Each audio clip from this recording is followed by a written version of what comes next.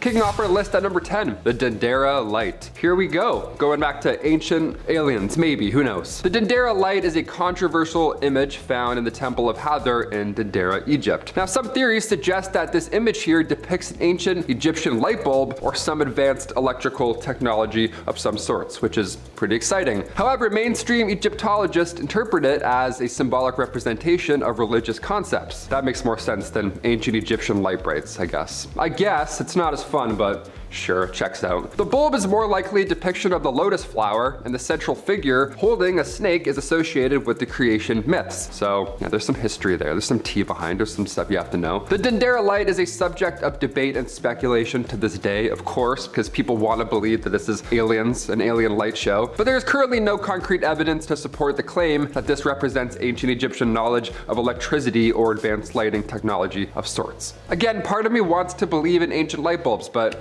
maybe I've been playing too much Zelda. That's probably it. That's probably that, maybe. I don't know. Number 9, beer. Yeah, some pretty good stuff coming up next. Ancient Egyptians, they brewed and consumed beer on a daily basis. Now, they considered it a staple of their diet. Cool, me too, I guess. Beer production was primarily a household activity with everybody in the family helping the process, which is great. What does your family taste like? Let's do it. The brewing techniques here involved fermenting grains, barley, and flavoring the beer with dates, honey, and spices. And pretty much anything you wanted. It's your brew. Get creative. Throw random shit in there. See how it tastes. Why not? It's ancient Egypt. Beer had both religious and social significance. Beer would be offered to deities and consumed during festivals and gatherings. Give a deity a Coors Light, you're like, here you go.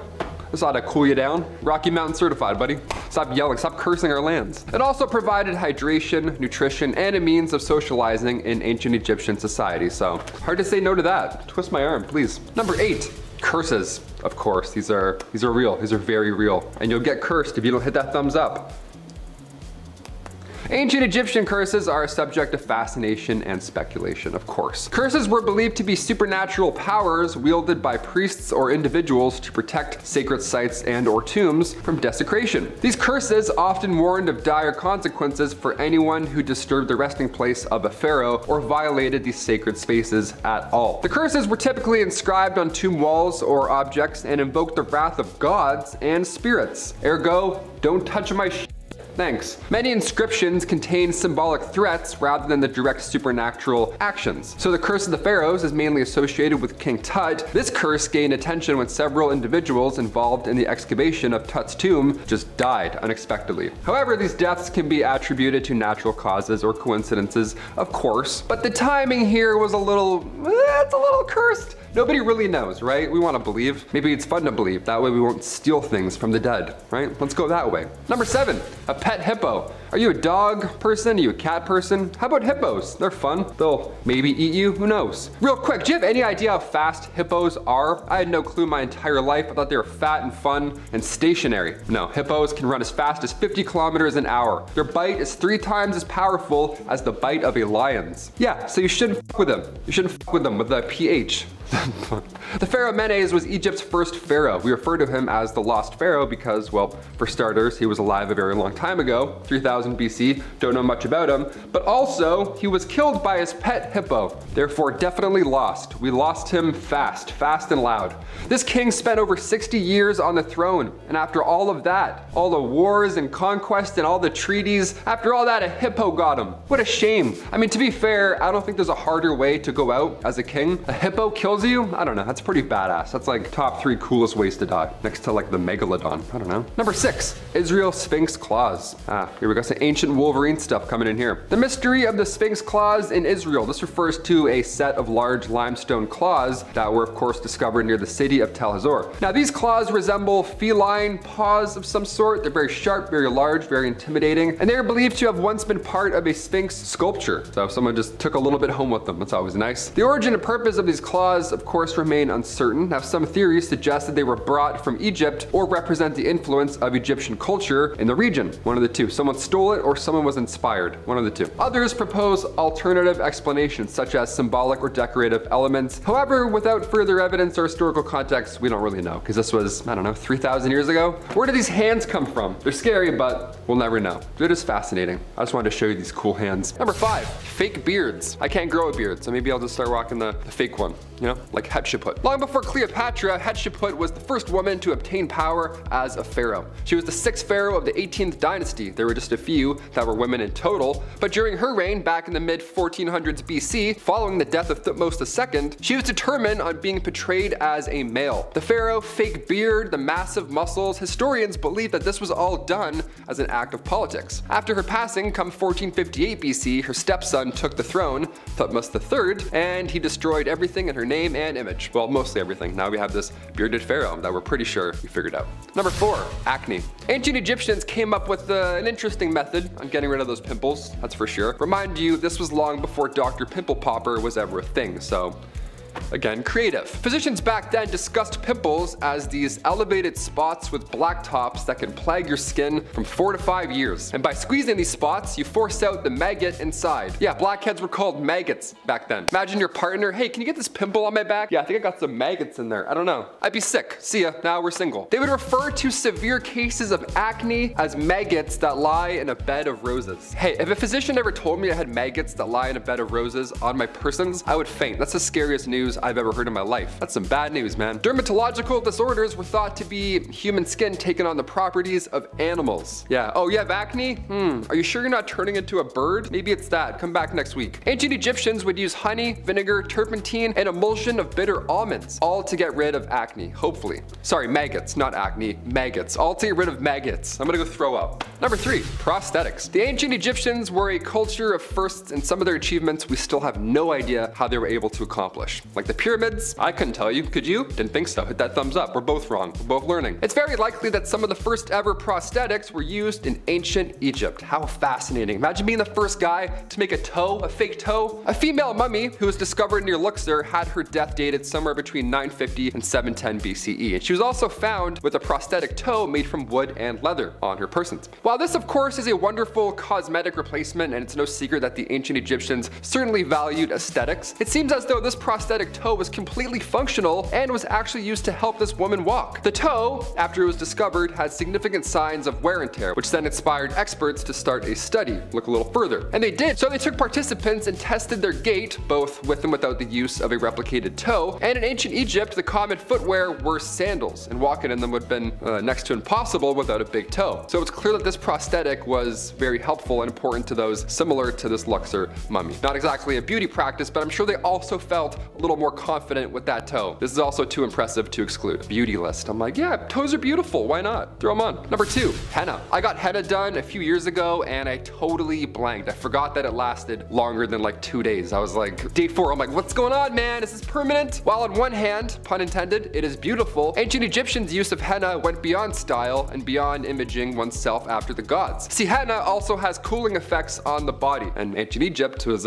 quite hot. It was used by ancient Egyptians to color their hair and fingernails in shades of red and orange. Now this exact shade also provided comfort on hot days. Come back with some henna. Kind of nice. It lasts longer than a few days though, just so you know if you want to get henna. It's important to know. That guy did not tell me in Greece. No, he did not. And finally, number 1, deodorant. When it comes to deodorant, today we listen to the Old Spice guy. He's always whistling about something new. But long before he was born, ancient Egyptians used ostrich eggs for deodorant. They made perfumes and oils, this is commonly known, but they were also the first to use any type of a deodorant, like underarm deodorant. It was so impressive. Ostrich eggs mixed with a little fat and tamarisk and tortoise shell and then nuts, mix them all together and bam, there you go. You're ready for date night. Just apply all of that on your body. Another method was a little more yummy than ostrich eggs and nuts. See, Egyptians would also use porridge balls. How creative is that? Flavored porridge rolled up and safely tucked in your underarm right there on your little smelly chicken wing. This morning I had some deodorant just crumble apart when I was applying it. You ever have that happen? Turns to feta cheese all of a sudden mid-application. Now my bathroom sink looks like a Greek salad. Smells great, but not practical. Might have to go back to the porridge ball method. Who knows? Maybe I have one right now. Maybe that's why I haven't moved this arm the whole time. Who knows? Number 10, Hathor. The goddess Hathor was originally created by her dad, Ra, as a destroyer of men. She was supposed to punish all those who were disobedient to him. But then Ra was like, nah, I don't really like that idea. He just kind of changed his mind and decided to make her the exact opposite. Instead, the goddess of love. But she kind of loved killing men, and like even he couldn't stop her. So one night he gave her what was supposed to be a mug of ale, but actually made it like a special kind of blood, and she got so drunk off of it that she got too tired out to kill anymore and therefore became the goddess of love. Drunk in love, am I right? Her cult was centered in Dendera, where she was also seen as the goddess of fertility and childbirth. When the Greeks occupied Egypt, they compared her with the goddess Aphrodite. But unlike the voluptuous woman Aphrodite was depicted as, Hathor came in 3 forms, and I bet you can't guess which. She was depicted as either a woman with a cow's ears, wearing the headdress of a cow, or just a cow. Moo. Number 9, the beginning of the world. Yeah, what an inventive way to imagine the beginning of things. I mean, the Big Bang is still pretty crazy too, but hey, here we go. Freaking love how much magic is in these stories. Like, I'm in, because that's all there was at the beginning of the universe according to the ancient Egyptians. Just swirling darkness, chaos, and magic. Heka, the god of magic, was the only thing that existed, waiting for the opportune moment to begin. Then a hill showed up called Ben Ben, and out of which the god Atum erupted from. He was lonely, so he mated with his own shadow to give birth to 2 children, Shu and Tefnut. Shu gave life, Tefnut gave order. They left their father to build the world, but they were gone so long he took out his eye and sent it to search for them. In the meantime, he just kinda sat there contemplating eternity all alone. He was really sad. This guy sounds like Zeus mixed with Eeyore. Anyways, his kids came back and he was so happy he wept tears of joy, and out of which were born men and women. They also brought his eye back, so that was nice. Number 8, light as a feather. So unlike a lot of religions we've heard of, there wasn't really a concept of hell in Egyptian mythology. It was either you were worthy of heading into the afterlife or you weren't. Mat was the goddess of harmony and supported the belief that if harmony was disrupted, it must be restored. Every ancient Egyptian myth in some form follows this format. But the most important role she played was in the afterlife. When the soul left the body, it would appear in the Hall of Truth in order to stand judgment before Osiris. The heart would be weighed on a golden scale against Mat's white feather. If the heart was heavier, it would be devoured by a monster and the soul would disappear. If it was lighter, then you could go live in eternal bliss. So instead of several layers of burning torment, souls in Egypt instead faced eternal darkness and unconsciousness. The idea of non-existence was more terrifying than being cut up by demons. Huh.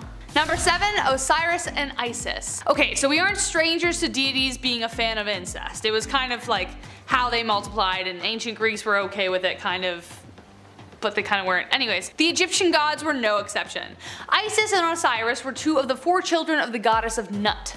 Isis and Osiris were married and actually really in love. They dug each other. When Osiris rose to the throne as the eldest sibling, his brother Set was pretty jealous. So he took the life of his own brother, cut him into little pieces, and scattered them all over Egypt. He really wanted to make sure the guy was dead. But then Isis wasn't someone you wanted to mess with. She had great magical powers capable of restoring life. She collected all of the pieces of her brother/husband and breathed life back into him. Osiris returned to life and they made all the love and then soon conceived a child named Horus. However, Osiris couldn't return to the land of the living, so he had to stay and rule over the underworld. So his son Horus was left to get revenge, and we'll get to that later. Number 6, Anubis. Now, I think in Western films that depict ancient Egypt, like The Mummy Returns, the god Anubis is often associated with the underworld. You know, that creepy half-man, half-jackal creature who appears to walk out of your nightmares? Like, he's so creepy.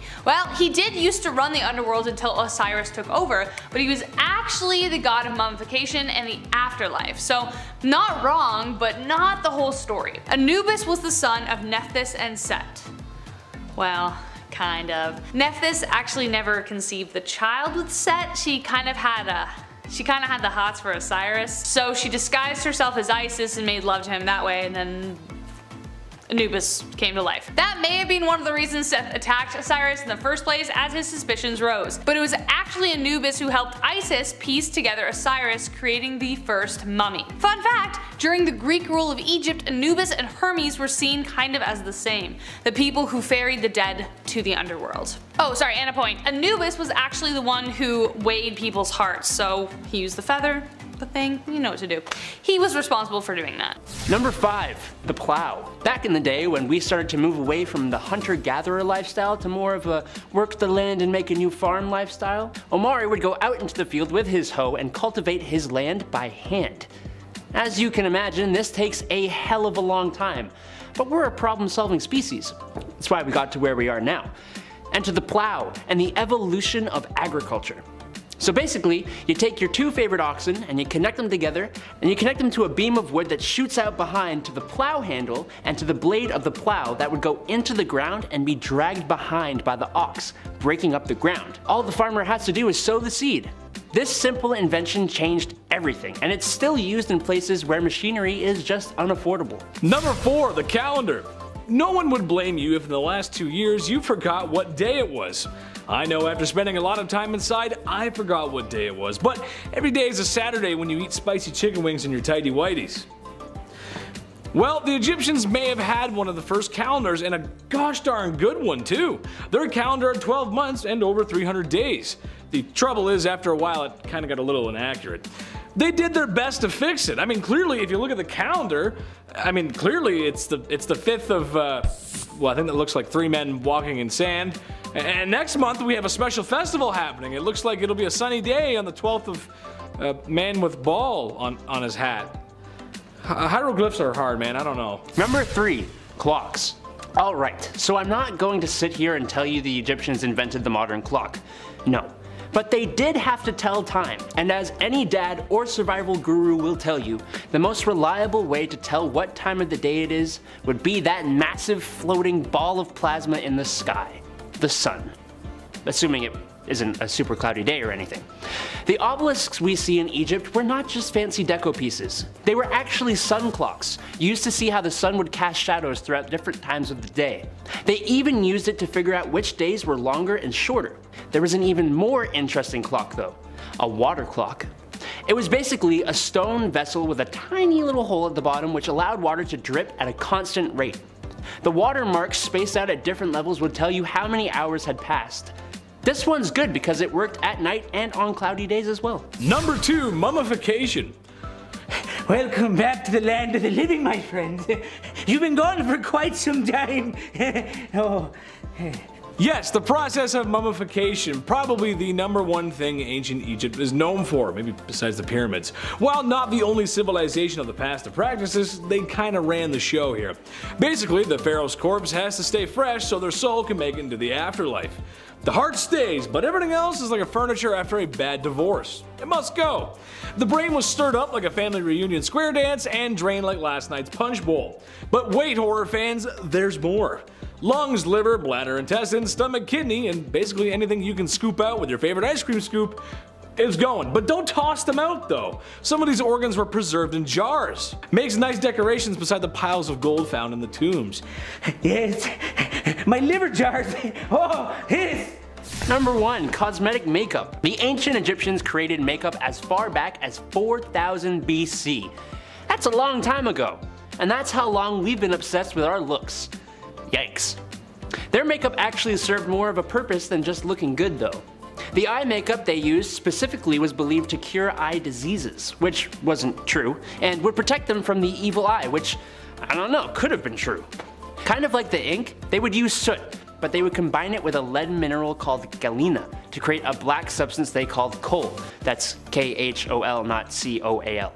They had multiple colors actually. They would make green makeup by combining malachite with galena. Now, if you saw our bizarre beauty products and history video, you probably know that lead, even lead minerals like galena, aren't really great for you. But hey, anything in the name of looking good. Number 10, false doors. Okay, right off the bat, imagine searching for a lost Egyptian tomb, alright? Imagine you've spent years of your life dedicating to this research, and then you find a door. You find an entrance carved into the wall, and this is it. What lies beyond? It's time. You try and carefully open it with a team of archaeologists, but it won't budge, because it's a fake door. It's a false door. Yeah, just a Looney Tunes door. Somebody juked you out 4,500 years ago. Gotcha. Their spirit's been waiting that long to be like, nice, idiot. Alright, we can go, we're good. False doors in Egyptian tombs were quite common in ancient Egyptian times, but if we look elsewhere throughout history, we find false doors in ancient Rome, in both tombs and the interior of homes, so that ought to be confusing for any house guests back then. It's also important to note that Egyptian culture was influenced by Mesopotamian architecture, so we've had fake doors around for a while now, a lot of confusing people for thousands of years. Ancient Egyptians believed that these false doors were a connection to the dead, and that spirits were able to travel here and there throughout living and death. Most false doors can be found on the West Wall because Egyptians believed the West to be the land of the dead. Number 9. The Tomb of User. Back in March 2010, the Egyptian Supreme Council of Antiquities released this photo. This 6-foot-tall slab of pink granite was carved over 3,500 years ago, and this door was found near Karnak Temple in Luxor, and originally it belonged to the chief minister of Queen Hatshepsut back in the 15th century. Now, User was a high-ranking official and held the position of vizier for 20 years at that time, so in turn, he got his own fancy tomb located on the west bank of the Nile. Remember, Egyptians associate the West with the land of the dead. That's going to come in quite a few times in this video. The actual slab of granite, this door, was found far away from its home. It had been moved thousands of years later and ended up in an ancient Roman era building. Never thought I'd have to say this, but don't steal doors from the dead. Got it? Okay, let's move on. Number 8. Alexandria Black Tomb. What if we found a tomb and then just opened it, you know? What if we found a mysterious black granite tomb in Alexandria, say back in 2018? Do you think it would be wise to just open it because we're curious? Spoiler alert, we opened it and it was exactly what we thought it was going to be. When archaeologists found this massive tomb untouched for over thousands of years, on one hand, yeah, that's a feat in itself, but us humans, we're curious creatures. We just gotta just a little peek just to see who's in there. I mean, after all, it could be Alexander the Great, right? That's the whole point of all this. Egyptian news outlet El Watan reported that the tomb was lifted only a few centimeters before every official involved at that construction site just fled the scene. They straight up just ran away. It smelled that bad. Mustafa Waziri, Secretary General of the Supreme Council of Antiquities, this guy put his entire head in the tomb just to show us that it's safe. That's great. I mean, you could use your hand, maybe even a foot, I guess, just a little foot dip, but straight to the head dipping? Come on, Mr. Waziri, be smart about this. Number 7. Valley of the Kings. While March 2020 wasn't the best month of all time by any means, Egyptian officials did locate a secret vault hiding in the sands of the Valley of the Kings in Egypt. Just off the west bank of the Nile, the Valley of the Kings, as its name hints towards, is a pretty historical part of Egypt's past. Again, do we want to open this vault? Probably not, but did we? Yes. Bones and goo and history. What do you know? Surprise, surprise. Number 6. 2020 tombs. Summer 2020. Nice. While most of us was stuck inside watching Netflix, more than 100 sealed coffins were found. And yes, they were occupied for the most part. Found, of course, in Saqqara, Egypt, Egyptian archaeologists have never been more excited. Maybe we'll find the body of Cleopatra. Wouldn't that just be dandy? The fact that we found over 100 of these still in great shape is mind-blowing. Grave robbers have been around since ancient Egyptian days, and for all of these to be untouched for this long is honestly unbelievable. These findings date back to 712 BC, which was a period where Egypt was controlled by foreign civilizations. That's what makes this so insane. Like Persians and Greeks, they were all around at this time. The idea that we're finding mummies is great and all, but again, do we need to open all of them up? Maybe there's treasure, maybe there's bodies. Either way, it's not yours. Am I insane? Maybe I'm insane. Do we need to find Alexander the Great this badly that we're willing to disrespect this many souls in the process? Number 5. The Lost Labyrinth. Archaeologists uncovered what's believed to be the remains of a long-lost labyrinth below the sand of the Pyramid of Hawara, known as, quote, the Labyrinth. Built by Amenhotep III, it was the most visited sites of the ancient world. Greek Herodotus claimed to have counted 3,000 rooms in the pyramid's funeral complex during the 5th century BC. According to them, the underground temple consists of over 3,000 rooms filled with remarkable hieroglyphics and paintings. Close, too, located less than 100 kilometers from Cairo. In 2008, with the aid of ground-penetrating technology, a Belgian-Egyptian expedition was able to confirm the presence of an enormous underground temple. With no visible remains, the story was thought to be a legend passed down until Egyptologists uncovered its foundations in the 1800s. The results of this expedition indicate the presence of grid-like structures deep beneath the sand. Please tell me there's no minotaur just running around down there? Okay. Number 4. The Mystery Queen. Archaeologists have unearthed a tomb of a previously unknown queen believed to have been the wife of Pharaoh Neferefra, who ruled 4,500 years ago. The tomb was discovered in Abu Sur, an old kingdom necropolis southwest of Cairo, where there are several pyramids dedicated to the pharaohs of the 5th dynasty. The name of his wife had not been known until recently. She was Khenta-Khaz, renowned as the mother of 2 Egyptian pharaohs. Khenta-Khaz I is a mysterious woman who ruled in the 4th dynasty and has archaeologists puzzled at her burial complex in Giza. Though rough evidence for ancient Egyptian queens, the remains of this female leader were undisturbed for 2 millennia within the necropolis until its excavation in the late 1930s. Hieroglyphic inscriptions concerning her title had been discovered and subsequently became open for interpretation. Her title was initially regarded to be, quote, King of Upper and Lower Egypt and, quote, Mother of King of Upper and Lower Egypt. So who was this mysterious, powerful figure in ancient Egypt? Who was she? Number 3. The Dendrolites. All these tombs and underground chambers, how the hell did they see anything under there? Well, we really don't know, but we have some sort of direction. These ancient battery-looking light bulbish things could have maybe been the power source. Ancient Egypt seems to be full of keyholes, drill holes, and shafts that are literally impossible without high-powered tools. Most people say aliens, me included, but I also say the Dendera light bulbs. They've been theorized as being some sort of battery. The Hathor temple at Dendera contains several relief depictions Harsamtus in the form of a snake emerging from a lotus flower. The Dendera light is a variation of this motive, showing Harsamtus in an oval container, a snake inside taking a number of humans to lift, and it holds apparent meanings of the start of creation. Look, I don't care what you say, this thing is a light bulb. It's got a filament. And coils? Come on, drill holes? They couldn't have just lit fires underground? The smoke? The heat? I don't think so. Now, a couple of DeWalts. Just sanding up the pyramids real nice, you know? Who knows? Who knows? Number 2.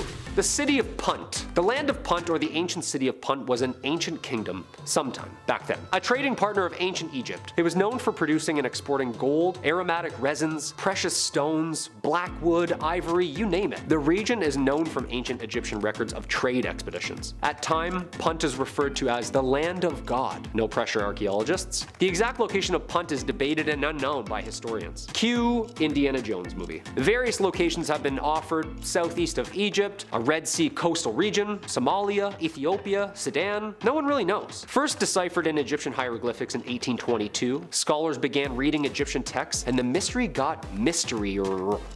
That's not a word. More questions arose as to where Punt was located and what happened to it. The land of Punt is written by voyagers as being praised for its lavish riches and goodness of land. Okay, so it exists somewhere. This is awesome, isn't it? Wouldn't it suck if we already found everything? We're going on an expedition, boy. Grab your things, let's go.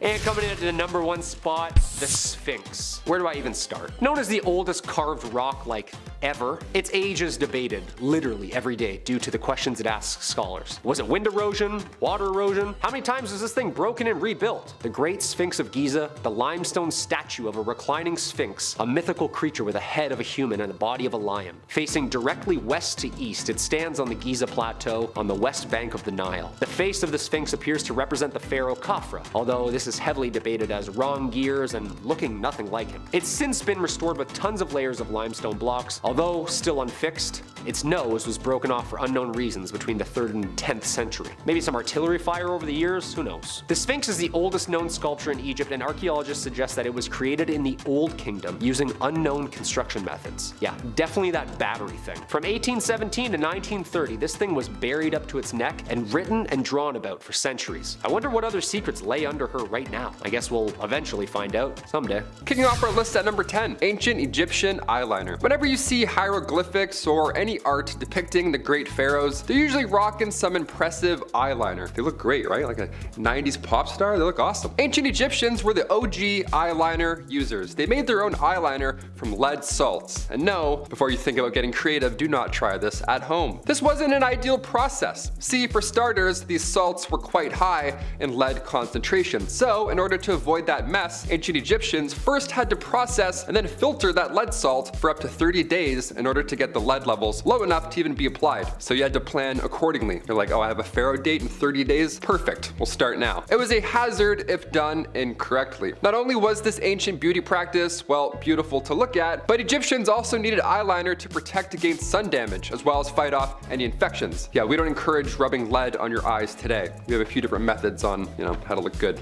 I think. None of them include lead, hopefully, ideally. Number 9, hair gel. Back in my day, in high school, I had to use Dippity-Doo Extra Hold hair gel. Yeah, I showed a scale on the side. I always got the 5 out of 6 hold. That was good. 6 was too much. Nobody ever did the full 6. That's crazy talk. But in ancient Egypt, we didn't have styling, spiking glue, and blasting free spray by DJ Pauly D. No, we have that today, unfortunately, but back then, a little different. Back then, ancient Egyptians loved styling their hair, but again, before DJ Pauly D was born, what is a pharaoh to do? If the Great Pyramids are any indication, they knew something that we didn't. Ancient Egyptians knew how to keep their hair in one place all day long. And that heat too, how do you do it? My curls? I'm jealous. Their hair styling gel was made with shea butter and coconut oil. But more often than not, they would replace coconut oil with almond oil. So this was a completely natural and strengthening styling gel. Cut to today, we have whatever that is. Psst, ice spray, that's awesome. DJ Pauly, psst.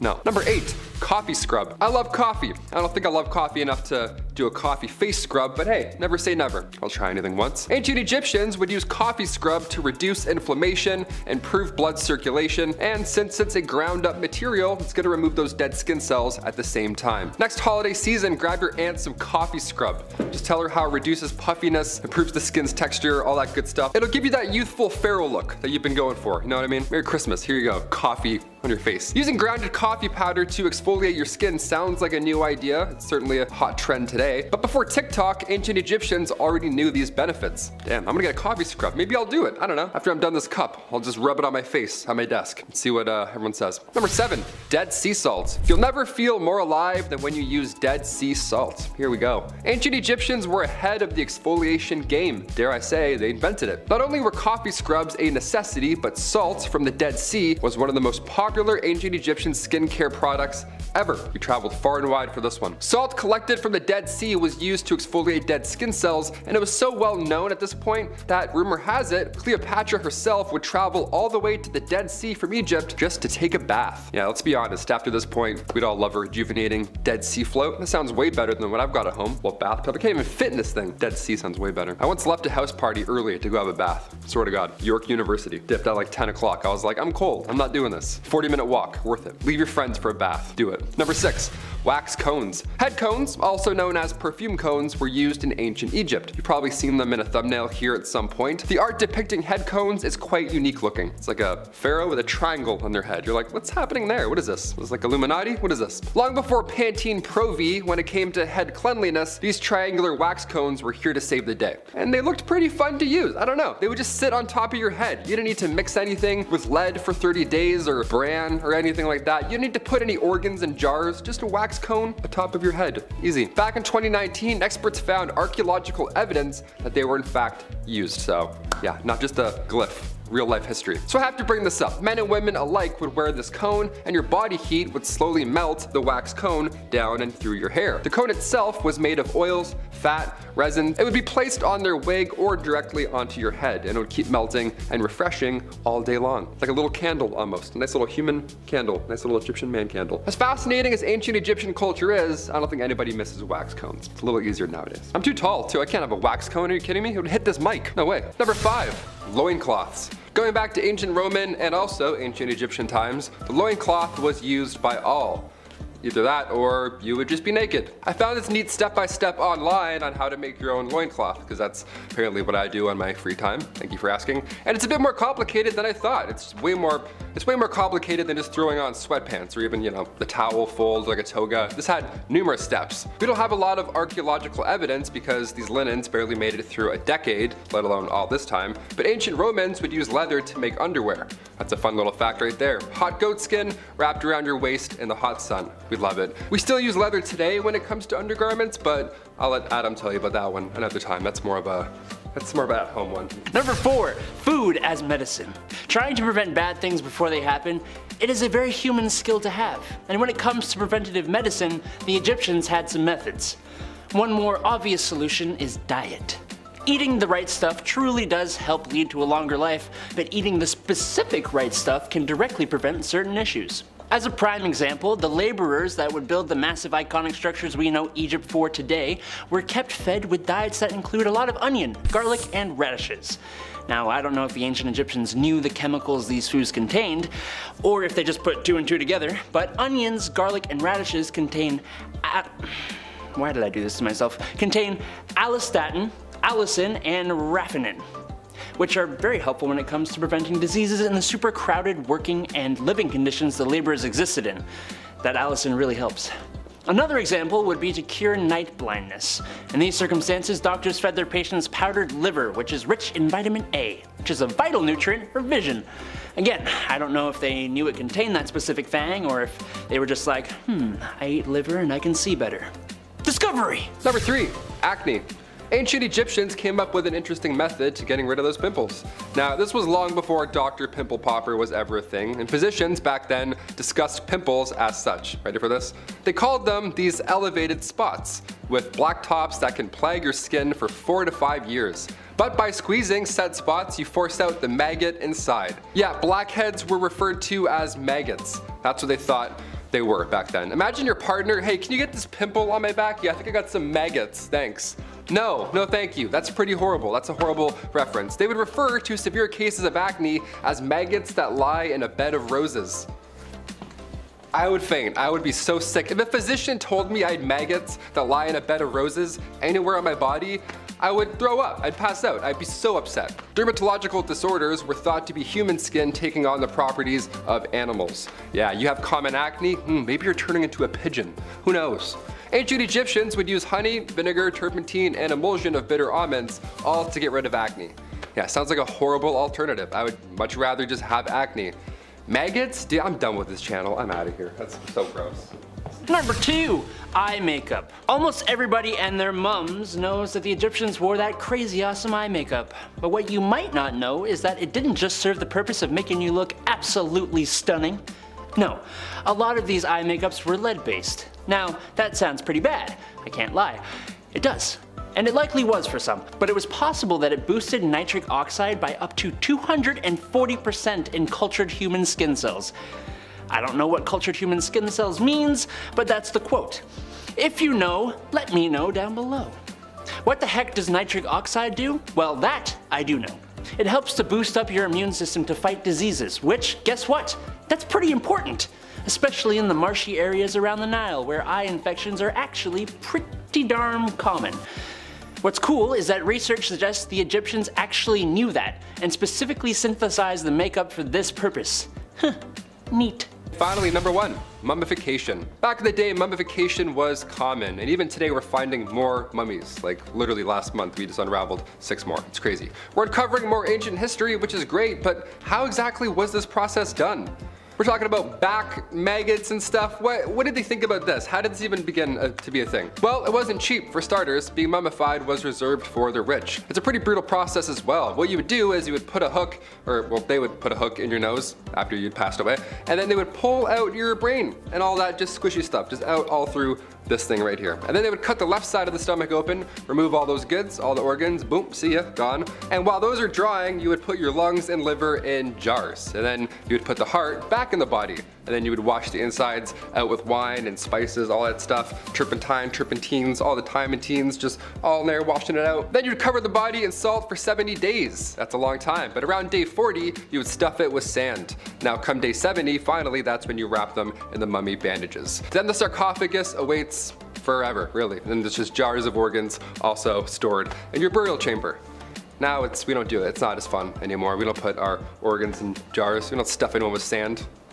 We should, you know what? We should bring back mummies. Let's just do it. I think it's time. Yeah. Number 10, bowling. Where would we be as a species if we didn't spend the entirety of the 1990s in bowling alleys and arcades? In later years, they seem to have fallen out of style, and for the life of me, I can't figure out why. Where else for $20 a person can you spend time in a large building with the heat on and the youngest people besides you and your friends is a league of retiree bowlers saying questionable things in the lane beside you? A blue carpet with planets and rocket ships has the same amount of character as the musky clown shoes you wear as you approach the snack stand. A waft of radioactive nacho cheese assaults your nose as the bubblegum chewing student behind the counter asks if you want another room temperature domestic beer. Nice. The foam and bacteria forming in your stomach is a classic tale of a bowling alley tucked away in a Midwest snow-covered state. Nice. Now, with my colorful depiction aside, let's get to the history. None of that glory would be possible without the Egyptians. Yes, they invented bowling. No nacho cheese and weird animations on the TV, but it was still bowling. The ball was made of rope and leather, or sometimes rock, as were the pins. Throw it at the pins, simple, that's it. That's bowling. Number 9. Math. Oh, math. You remind me of a simpler time. A time when I was bawling my eyes out while my dad asked me over and over again, "What is 9 times 3?" Expecting me to come up with the answer under the enormous weight of patriarchal pressure. 27, Dad! It's 27! While the ancient Greeks usually get credit for coming up with mathematics, they actually took it from the Egyptians across the Mediterranean. And then, yes, they improved upon it. The Egyptians used a numeral system that helped them solve equations involving multiplication and the absolutely disgusting fractions. These guys understood concepts such as geometry and algebra, and they were the first civilization to develop and solve second-degree quadratic equations. I don't even know what that means. I wonder if there was ever a little ancient Egyptian boy who got yelled at the ancient dinner table by his ancient father about finding the circumference of a circle in the middle of the night. Probably. Number 8. Papyrus. I heard Egyptians like paper. Well, you're gonna be doing a lot of paper rolling when you're living in a van down by the river. Huh, strange. I think I've heard that somewhere before. Yes, the Egyptians gave the world papyrus, which eventually would become paper. Writing stuff down before this was very difficult. It was inscribed in clay or stone tablets. That's hard. How is a stenographer supposed to do their job? Or when you get mad at an office printer for not working, you can't just break the tablet. We've all been there before, and if I were to make a list of the most important inventions of all time, paper would be on that list. Number 7. Black ink. So you make papyrus paper, but what the heck are you gonna use to write on it? Ink. You're gonna use ink. Obviously. That's right, the ancient Egyptians actually invented ink. Now, they weren't the only ones, the Chinese also invented ink around the same time as well. But this video ain't about them. The ink used by the Egyptians was made from soot and ash from burning wood or oil mixed with water. Some of their inks even contained lead that would help ancient Egyptians bind the ink to the paper. But they didn't just use black. They had red inks made from iron-based compounds as well as blue, green, white, and yellow. It was a colorful place, and they were likely a colorful people. Number 6, the haircut. A little off the top, Ramses. Honestly, it's time for me to get a haircut too. Is there any mommy out there willing to cut a blue-eyed boy's hair? I wish. I could go for some home cooking too. Anyway, I digress. Yes, the Egyptians very well may have invented the haircut or at least regular grooming practices. Having long hair just wasn't in their culture, and honestly, in the hot sun and sands of Egypt, can you blame them? I don't think so.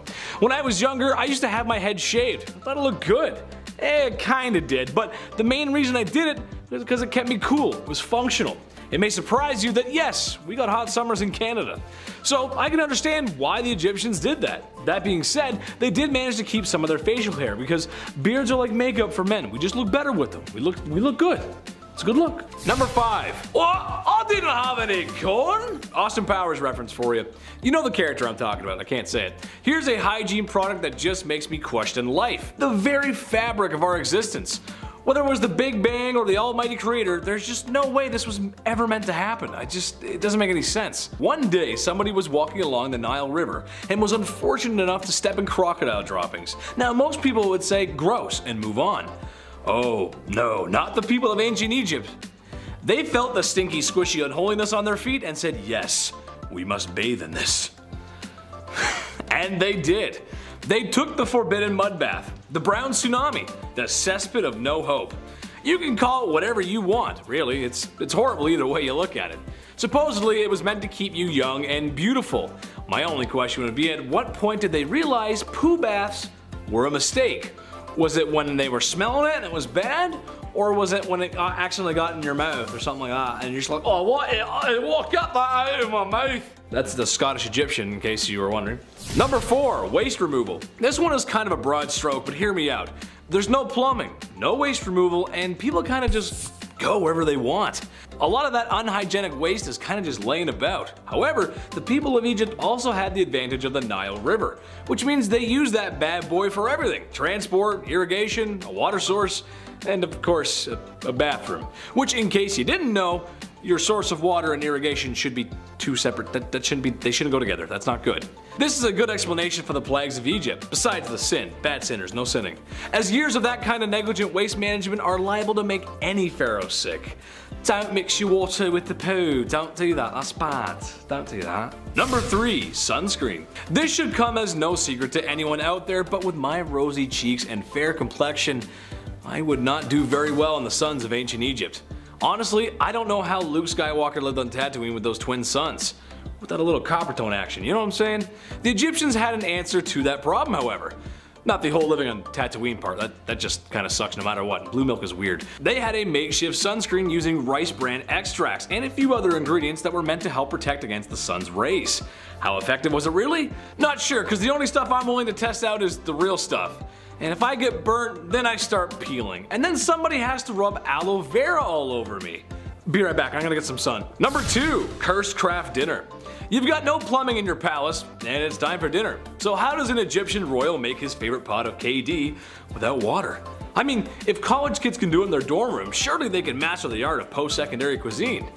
Well, for some unlucky folks, it means taking a pot and walking down to that old Nile River, almost like people rely on water or something, and take a big scoop of water and bring it back. But while you begin to scoop some water, you may notice someone is picking up crocodile dung. And people are bathing in the water. And to your left, there's a maiden washing clothes, and to your right, there's a man doing something I can't repeat on YouTube. Oh well, time to scoop some more water up and consume this clean, nice water at home. Oh, this is the best. Tastes like the village. It's nice. Number 1, pink milkshake. Does it still count as hygiene if you ain't breathing? I say yes. Besides the pyramids and maybe the Nile, mummies are the most famous things about Egypt. And in a weird way it is hygiene. Hygiene for the afterlife.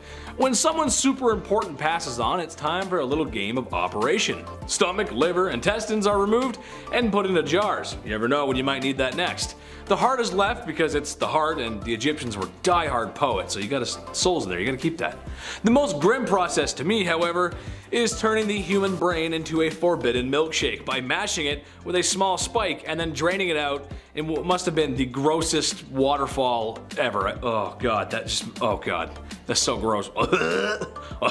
Anyway, then you take some linen and start wrapping the mummy up like a dad wrapping last-minute gifts on Christmas Eve. Bada bing, bada boom, there you go. Buddy is prepped for the afterlife. Don't mind me, I'm just gonna be sick from the brain milkshake. Ooh. Number 10.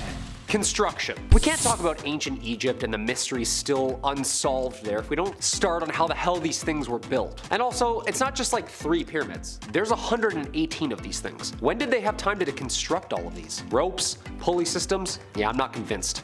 Ramps? Ramps. Ramps would have been a mile long against the pyramid's height. That's like hundreds of years right there. You ever dug a hole in your backyard? 2 feet. It's like 6 hours right there. And a sore back. Some have theorized a water hydraulic system was used to transport the carved rocks up slopes and tubes with tidal power. Okay, better.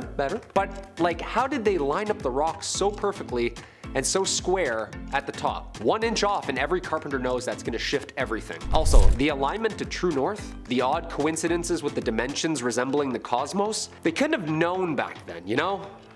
Buckle up, it's only gonna get weirder. Number 9, Chamber of Secrets. In 2017, scientists were able to peek inside the Great Pyramid finally using modern day physics. Particles, actually. What they found revealed numerous hidden secret chambers and rooms that were thought to never exist. The most bizarre discoveries was a massive unknown void nearly 100 feet long that lays just above the pyramid's grand gallery. Khufu, also known as the Great Pyramid, was received the most attention due to its size and age, but it wasn't the only chamber they found. No. Gold, mummies, manuscripts, ancient technology? What lies inside these voids? Also, how the hell did they floor and roof a room that's inaccessible? How do you build that inside such a small chamber already? Muon tomography uses cosmic rays of muons and generates a 3D image through nearly any material. This technology is groundbreaking, literally. Yep, found it, there it is. Number 8. The Saqqara Temple. The Pyramid of Djoser, also known as the Step Pyramid, is an archaeological site in the Saqqara necropolis. The discovery of a 4,400-year-old tomb, now seen as UNESCO's World Heritage Site, is the 6-tier, 4-sided structure, which very well may be the earliest colossal stone structure in Egypt, and possibly the world. Stone mounds were made in Europe for millennia, but it was the pyramid shape that started here. It was built 27th century BC during the 3rd dynasty for the pharaoh Djoser. The pyramid is the center of a huge complex and an enormous courtyard surrounded by ceremonial structures and decorations. Its architect was created from the Egyptian architect himself, Imhotep, the high priest of the god Ra. This guy was like the building manager, you know? The head architect. In fact, wasn't even found or really even studied till about the 1920s, and was recently excavated in 2018. The pyramid went through several revisions over the years, and in March 2020, the pyramid was officially reopened for visitors after a 14-year fix-up. Check out Netflix, they do a great documentary on this. Number 7. Queen Nefertiti, the queen of the 18th dynasty of ancient Egypt, the beloved royal wife of Pharaoh Akhenaten. Nefertiti and her husband were known for a religious revolution in which they worshipped solely the sun disk Aten as their one and only god. Oh! Blasphemy! She reigned during what was arguably the wealthiest and most lavish period of ancient Egypt. Here's the weird part. We don't know where she is. Usually kings and queens are buried in very spiritual, very high-ranked places like the royal tomb. Easy to find. But nope, no one can find her, or even know what happened to her. In 2015, archaeologists thought, with high-resolution scans, voids that are behind the walls of Tutankhamun's tomb proposed maybe that she was there. Nope, no Nefertiti. In 2003, archaeologists thought through the hair DNA, Nefertiti's mummy may have been, quote, the younger lady. Nope. Turns out it was just Tutankhamun's mom. So what exactly happened to this famously revered queen? Who knows? Aliens, dude. When in doubt, always aliens. You know what I mean? Number 6. King Tut's death. When archaeologists opened a sarcophagus in Egypt's Valley of the Kings for the first time in 1923, it was the discovery of a lifetime. The ancient Egyptian boy king, King Tutankhamun, the burial chamber of the 19-year-old who ruled 3,300 years ago. But why did he die so young? DNA tests and CT scans show he suffered from malaria, a broken leg, and congenital deformities associated with inbreeding, common amongst royalty. Ouch. Because of his tomb's extremely small size, historians think King Tut's death must have been unexpected, and his burial rushed by A, who succeeded him as a pharaoh. The tomb's chambers were packed to the brim with more than 5,000 artifacts including furniture, chariots, clothes, weapons, and 130 of the king's walking sticks. A 24-pound solid gold mask was placed over him, and he was laid in a series of containers, 3 golden coffins, and a granite sarcophagus. His death still has scientists scratching their heads. Also, look up how many archaeologists died months after the cursed tomb had been raided. Yeah, you don't want to know. Number 5. Luxor Tomb. We've been saying 2,500 years ago, and don't get me wrong, that's an awful long time to go. But in 2014, archaeologists discovered a 4,000-year-old tomb from the 11th dynasty, tucked away in Luxor, Egypt, of course, as this list says. Spanish archaeologists found a tomb belonging to a leader from the 11th dynasty, and it's pretty obvious that this was somebody from the royal family or somebody who was a high-ranking official, because at the time, Luxor was the capital city of ancient Egypt, and officials also believed this tomb could have been used as a mass grave. The important thing to note here is that the tomb had also been used during the 17th dynasty because tools and utensils from that later time were also found in this grave. We're gonna find a spork in 5,000 years and be like, ah yes, ancient tools, interesting. Number 4. 210 sarcophagi. So we thought it was a pretty big deal when 160 bodies were recently discovered in Egypt. This was back in September 2020. Over 160 coffins were found. Wild, right? Well, those are rookie numbers, turns out. For this one, archaeologists found 210 sarcophagi near Queen Nefertiti's funerary temple in the city of the dead, Saqqara. Yeah, there were over 160, surprise. Maybe next time you check in with us, that number will be even higher. Who knows? Hopefully, / maybe hopefully not. I don't know how I feel about this. This was January 2021. We probably would have seen it on the news, but that was when 768 people were storming the Capitol, so the news was a bit busy, I guess. Thanks. These sealed coffins were untouched for thousands of years. They went from finding 160 to finding 210. That's incredible. According to the ministry, the sarcophagi were completely closed and haven't been opened since they were buried at all. They opened a few though, of course, just to analyze and display them, but that's it. Yeah, leave the rest. I'm not focused on ancient curses or Brendan Fraser having to come out and save the day. Just let dead people lay where they are. Let them rest. The amount of effort got into hiding and preserving their memory alone, I mean, look how long it's taken for us to even find these things. It's almost like they didn't want to be found. Number 3, the ancient curse. The walls of some of these tombs have warnings from the gods, which is a lot. One of them warning trespassers that the gods will wring their neck like that of a goose. Also, if I walked into somebody's property now and it said trespassers' necks will be wrung out like a goose, I would turn back. I wouldn't want to investigate further. I would just walk away. You don't need to be an ancient god to get that message across, you know what I mean? But inside the found tomb of the Vizier Ankh-Amor, a pharaoh's official from 4,000 years ago, a curse was written. Buried in a mastaba, an above-ground massive tomb, was this warning. Might do against this, my tomb, the same shall be done to your property.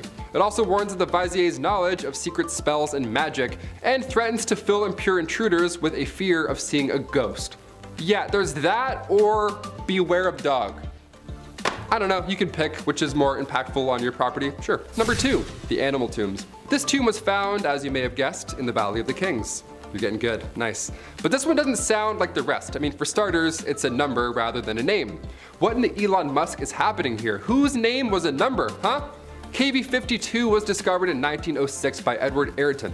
Tomb KV50, KV51, and this one, KV52, they all form a group referred to as the animal tombs. Underneath 6 feet of debris, the entrance to these vaults were found, so when we enter this tomb, specifically KV52, that's been untouched, ideally for thousands of years, we can look forward to finding anything. In fact, whatever we do find, it's a win. It helps complete this age-long puzzle. So when officials opened KV52 and it was completely empty, well, that doesn't feel too nice. Something here is wrong. It was empty except for 2 boxes. Both were black and undecorated, which is odd considering what we've learned on this list. The larger of the 2 contained the remains of a monkey, and the smaller one was a canopic chest that had 4 compartments in it. Hauntingly bare compared to what else we've seen on this list, but it gets a little better. We're not done yet. Finally, number 1, Queen Nefertiti's hidden chamber.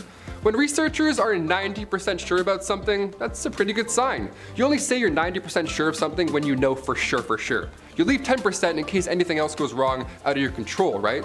90%, that's confident, we got this. So when Egyptian authorities said they're 90% sure there's a hidden chamber in King Tut's tomb, well, we got a little jazzed. Got some jazz hands going on. Not gold, jazz hands. Back in 2015, a paper was published on the burial of Queen Nefertiti. Archaeologist Nicholas Reeves argued that while conducting scans on the ancient site, Reeves found what resembled traces of doors beneath the plaster. Now, it's been considered previously by archaeologists that King Tut's mask, having ear piercings and all, suggests that at that time, that tomb and that death mask was actually meant for Queen Nefertiti, not King Tut. But because King Tut died suddenly when he was 19, plans had to quickly change. 90% sure is good enough for me. What do you guys think? Comment down below all your thoughts. Number 10, no lice. You know in elementary school when they would check everyone for lice and one poor sucker had to get their head shaved and walk around as that bald kid for like a month and would probably get bullied? Well, that ain't gonna happen back in ancient Egypt because everyone shaved their heads to avoid lice back then, and priests would shave their whole bodies just like Michael Phelps. Instead of having actual hair of their own, they would wear wigs. Wigs sometimes made of human hair. That honestly was a lot better in that harsh desert sun. Lice and other little pests like that, like fleas, were not wanted. And yeah, they still aren't, but it led to some honestly interesting solutions. For example, a warm potion of date meal and water was believed to drive away fleas and lice. They would use cat's fat to keep away mice, I made a rhyme, and one that probably actually did something was when they used a solution of natron, water, and salt in their humble abodes to eliminate and repel fleas. Number 9, ancient sunscreen. As soon as summer comes around, game over. I burn so easily. That's why I'm a fan of winter. I don't have to keep applying sunscreen to my face all day, all night, and feel like I'm about to faint, obviously. Canada gets quite hot. But how did Egyptians beat the heat in ancient times? What was their trick? They didn't have banana breeze, SPF 90, whatever the hell it is. Ancient Egyptians valued their skin as a symbol of beauty, right? You think your morning skincare routine requires a lot of work? Think again, Laura. Their routine was written on tomb walls and scrolls. Rice bran containing UV absorbing gamma oryzanol was used to block the sun off. Yeah, it was that hard. Jasmine as well helped repair sun damage, and ancient Greeks as well. They used olive oil as sunscreen as well as ancient Egyptians, which as far as UV protection goes, it did absolutely nothing. You'd be burnt and extremely dehydrated, but also you'd have some nice tan lines and you wouldn't be as pale as me, so it wasn't all bad. Number 8, the finest of cosmetics. The cosmetics of ancient Egypt were not just for looking good, they were for feeling good too. Like on the inside. Now, as such, those professionals who made the stuff took it pretty seriously. Not just because of a passion for the art, but also because they'd be judged pretty damn harshly if they did a bad job. If they sucked, it would mean having the whole neighborhood give you a bad reputation. And in the cosmetics business, just like show business, it's all about that reputation. It would also mean some harsh judgment from the big boys upstairs, meaning the gods when you met the afterlife. So yeah, they wanted to do a good job, and to meet that end they would try and use the finest of ingredients, as they should when people have to put this stuff on their skins and right next to their eyes and stuff. Number 7, deodorant. Before the Old Spice guy was born, what did people even do to smell good? What happened? Deodorant was actually first introduced to the public back in the late 1800s. It was called Mum. It was a cream that used zinc oxide. It was stored in a metal container, nothing like Speed Stick at all. It wasn't discreet or anything. It was bad. But ancient Egyptians, even worse. They had to use ostrich eggs when it came to smelling good in the pits. They made perfumes as well and were among the first to use any type of deodorant, so that's a pretty good start. Thank you. Thank you so much, ancient Egyptians. Hence the ostrich egg factor. They had to start somewhere. They mixed a little fat, tamarisk, tortoise shell, and then nuts, and bam, there you go. You're ready for the day. Just pop it on. Another method was a little more yummy than the ostrich eggs and nuts method. Egyptians would use porridge balls. Yeah, flavored porridge rolled up and securely tucked under your arms. Honestly, that seems like a better alternative. Sometimes when you put antiperspirants or like deodorant on, it gets like it all crumbles apart. It's like feta cheese all of a sudden. You're like, what happened to this stick? I would rather have porridge balls than just call it a day. Boom. Number 6, get this man a Tic Tac or something. Just like I use mints to cure my nasty tea breath, which I argue is worse than coffee breath, the ancient Egyptians used breath mints to keep things fresh. Honestly, they actually sound kinda good. Frankincense, cinnamon, melon, pine seeds, and cashews put together, ground up, and bound together in candy using honey. Just heat that bad boy over the fire and let it cool, and boom, breath mints. I like it. I like it a lot. These breath mints would be made commercially by those fine cosmeticians and dentists. Or they could even be made at home. Some archaeological finds of bowls, jars, and other dishes suggest that they may have been candy dishes that would hold the lovely tasting little suckers. Always gotta keep things fun, fresh, and flirty back in ancient Egypt. Breath mints would certainly help you do the trick. Nice. Number 5, fake beard. I need one of these because, yeah, I tried recently and it disappeared off the channel. I was too ashamed to come back. Long before Cleopatra, Hatshepsut was the first woman to obtain power as a pharaoh. This is pretty impressive. She was the 6th pharaoh of the 18th dynasty. There were just a few that were women in total, but during her reign back in the mid 1400s BC, following the death of Thutmose II, she was determined on being portrayed as a male pharaoh. So the pharaoh fake beard, the massive muscles, historians believe that this was done as an act of politics. Now after her passing, come 1458 BC, her stepson took the throne, Thutmose III, and he destroyed everything in her name. Just scripted. Back then it wasn't, hard to just, you break one thing and then everything's gone. Well, mostly everything.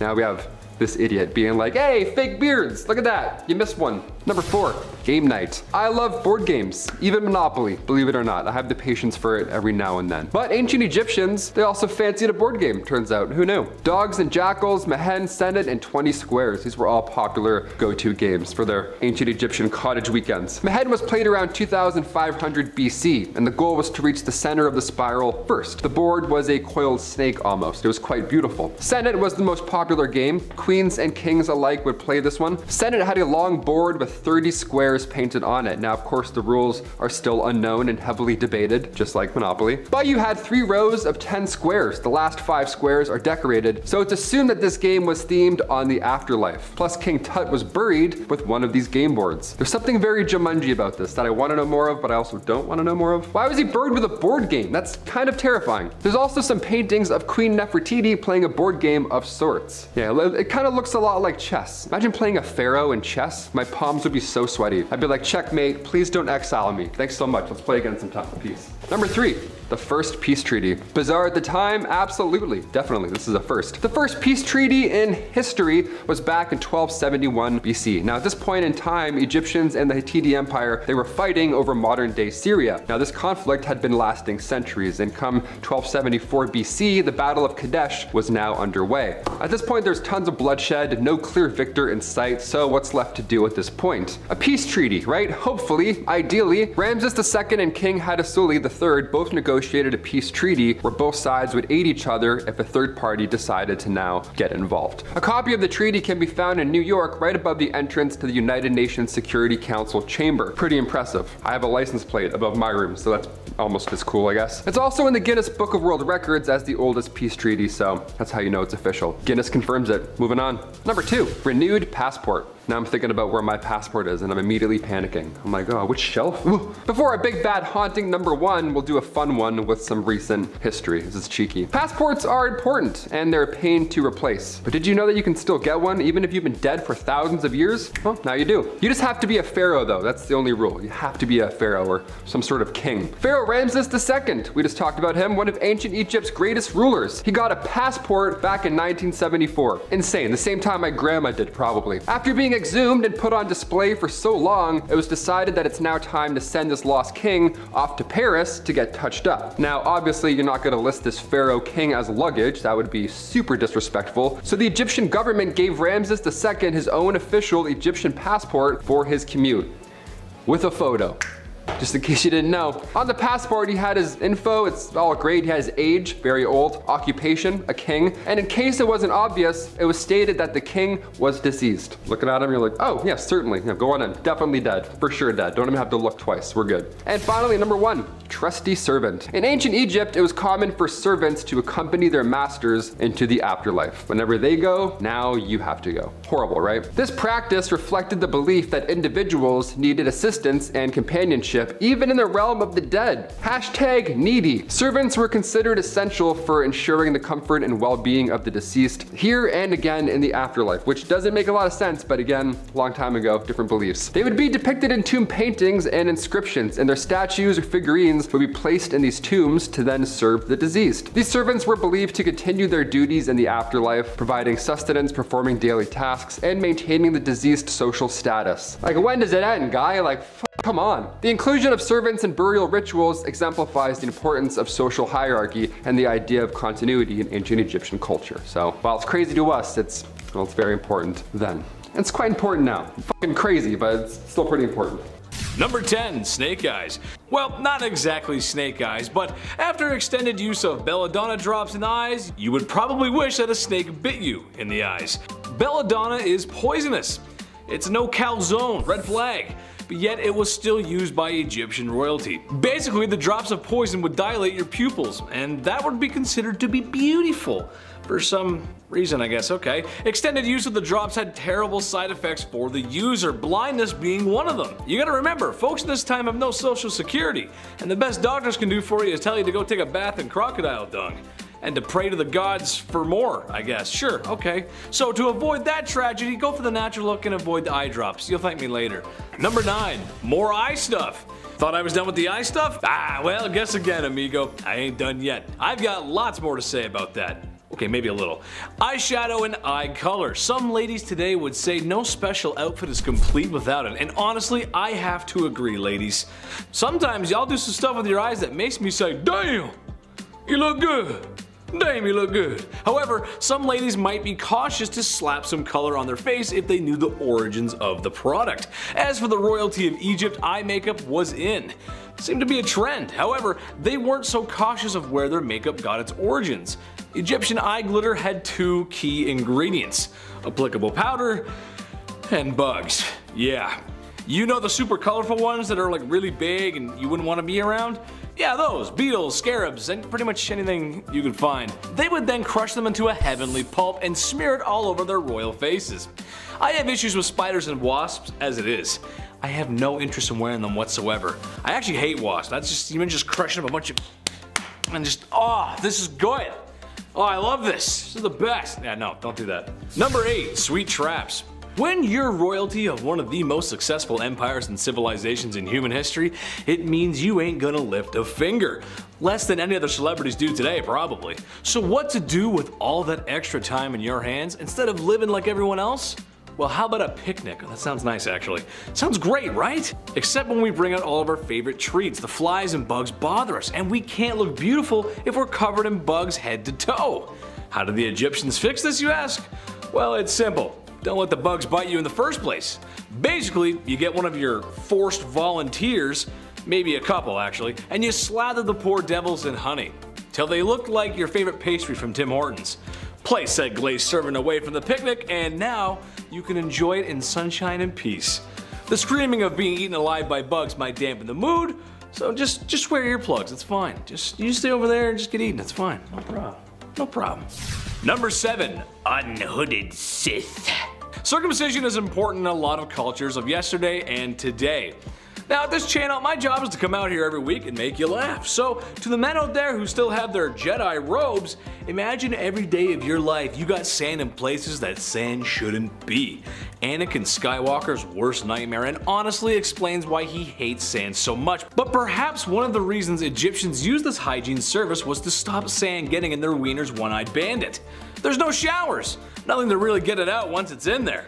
That's no good. I guess you could take a dip in the Nile River, but there's too many crocodiles in there, and who has the time to jump in the Nile River when they're busy being forced to build large structures that will stand the test of time? So you better line up, fellas, or be cursed to feel like Anakin Skywalker for the rest of your life.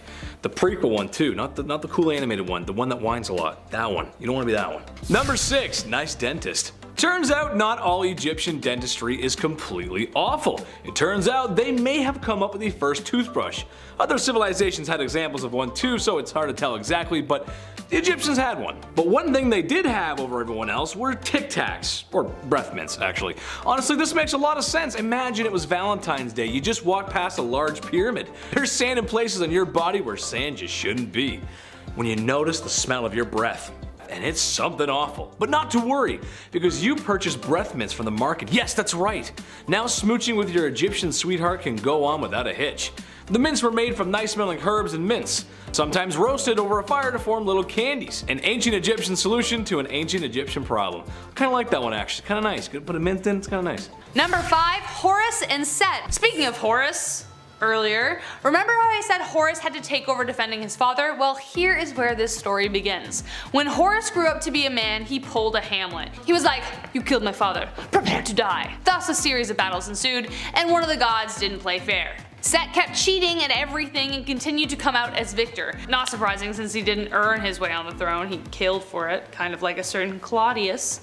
Eventually Isis stepped out to help her son/nephew overcome her brother. She set a trap for Set, but after some pitiless begging for his own life, she let him go. Horus was pissed, so angry some of the other gods got upset that he was so angry. They agreed to compete in a final boat race, and Horus was like crushing it. He was doing really well, he was about to win, but then of course Set cheated by turning into a hippopotamus and attacked the boat, therefore claiming victory once again. Osiris finally showed up and declared that no man should take the throne through murder. So Horus took the throne. Why Osiris didn't just settle the whole deal from the beginning is confusing in itself, but hey, kinda reminded me of the eagles that showed at the end of Lord of the Rings that could have saved like 3 movies, you know? Kinda like that. Anyways, let's move on. Number 4, Ra and his boat. Ra is one of the most revered gods in Egyptian mythology, especially since he was the god of the sun. He was depicted as a man with the head of a falcon.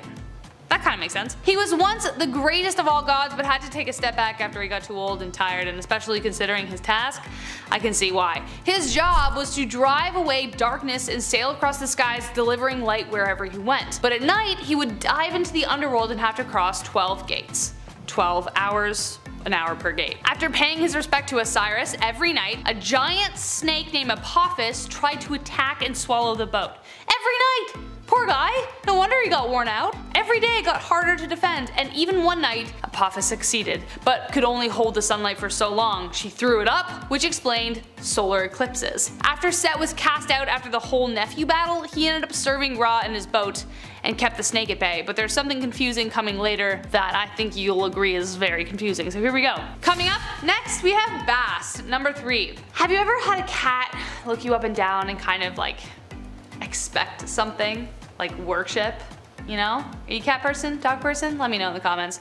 Well, that's because cats were a big deal in Egyptian mythology. They even had their own goddess. Bastet was a cat goddess depicted as a woman with a cat's head. Cats had a meaningful role in ancient Egypt as they protected their food from rats and snakes. They were even seen as family members, and to harm one was punishable by death. Legend says that sometimes cats would enter burning buildings to save their families. If they died, the goddess would bring them back to life, hence the idea of cats having 9 lives. There it is. Now here's where things get confusing. You know that story I told about Ra? Well, apparently Bastet was in the boat with him as well. During the day she would ride with him, and at night she would turn into a cat and then defend the boat from Apophis the snake. But I thought that was Set. So many conflicting things. I saw like a couple different stories who said each thing was different, so who knows. Number 2, Jeb and Nut. Yet another sibling partnership. We have Jeb and Nut. They fell deeply in love and could never be separated. They were that couple who would like constantly be like, oh my god, stop, right next to each other at dinner, you know what I mean? Jeb was the god of the earth and Nut was the god of the sky. A previously mentioned god, Atum, found their union inappropriate, so he pushed Nut into the sky far away from Jeb. He just didn't like being a third wheel. Jeb and Nut were close enough to see each other, but could never hold each other again. And she gave birth to Osiris, Isis, Set, and Nephthys. Some say Horus too, but I don't think that's true. Number 1, the treasure thief. Okay, I don't know how I feel about this story, okay? This doesn't really feel like harmony is in balance, but anyways. The treasure thief ends in a way I really didn't expect, and I'm not sure you will either. Long ago, a great pharaoh with a wealth of riches decided to build a pyramid in which to keep them safe. One of the builders was wise to his plan and decided to find a way to claim them for himself. He built a stone vault with a hidden entrance covered by a slab so he could get to the riches. But unfortunately, he fell ill before he could return, so he told his sons of his plan. The sons headed to the pyramid in the dead of night, following their father's order, but unbeknownst to them, the pharaoh had laid booby traps and one brother was caught in one. Not wanting to be found or interrogated, revealing his other brother, he told his brother to chop his head off. Ugh, that he did. Loyalty? I don't know. The pharaoh, upon finding the body, hung it up in the town square in the hopes of like weeding out whoever it belonged to. But the other brother, being so clever, got the guards drunk and stole back his brother's body in the dead of night. The pharaoh was like, I'm not even mad, I'm just impressed. He gave the thief a pardon, summoned him to the square, and gave his daughter to marry him. Yeah dude, you tried to steal my jewels? Don't worry about it. Have my daughter, because you're so talented at your job. Great work.